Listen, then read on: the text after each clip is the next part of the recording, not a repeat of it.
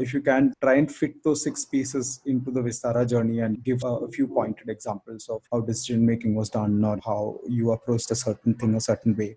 If we were to take the case of, say, a brand like Vistara Airlines and really think about how their brand building process, which I think has been quite successful, was looked at, or how this whole chain of brand building unfolded. So if you remember, Vistara came into a market where there were two very dominant players. There was Jet Airways, which was the airlines of the corporate world, and there was Indigo, which was the budget, young, no need to spend money on frills and fripperies kind of airline. So as a competitive spectrum, it was formidable, right? You had people flanking both ends of the spectrum. And where were you going to fit in?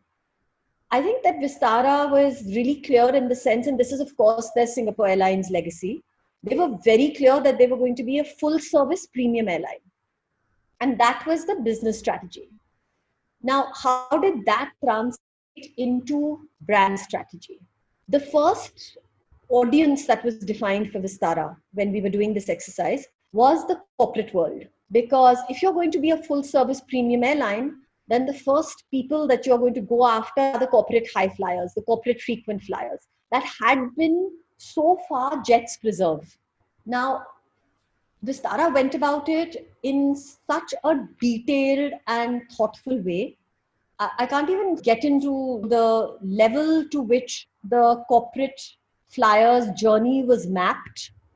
Every point of the user experience studied, and then interventions made to ensure that he or she would really have the most optimal experience. And of course, Singapore Airlines' huge expertise helped greatly in this. One of the things that, all of you have experienced is either business or economy. That turned out to be a completely false hypothesis, because I think premium economy is one of Vistara's biggest draws, right? That by paying a little bit extra, you get a premium experience. So the business strategy was very clear. The brand positioning based on the business strategy was very clear. It had to be a premium luxury experience. Everything about Vistara had to evoke that. And yet it had to have nuances of India. Like I said, we were not creating this anonymous global brand, which is really derived from the Sanskrit word Vistar, which means boundless. We had to then think about how is the visual identity going to reflect the idea of Vistar, of boundless.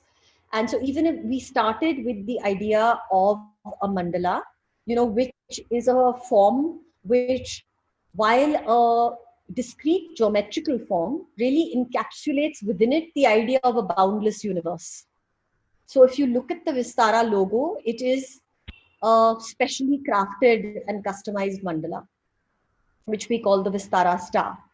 And that has been taken across every interface. So from your paper cup in which you drink water, to your headrest, to, of course, the livery of the plane. The Vistara star goes everywhere and is now so easily recognizable, right?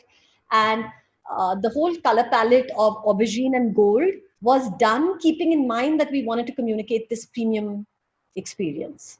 Little things, the uniforms, typically airlines, true in India, will be put into short, tight skirts just because of we see it in the West. And again, we were clear here that we wanted to try something different, something that was not only comfortable for the crew, but also reflected the idea of this Indianness of Vistara. So Abraham and Thakur designed the uniforms, and the briefing was to design something that had an Eastern touch to it. Again, Singapore Airlines was very supportive of this because they themselves have, what is the national costume of Singapore for their cabin crew. Time for another break. We'd love for you to give us a positive rating on Apple Podcasts and also your favorite podcasting app. Don't forget to sign up on turnaround.substack.com for bonus content.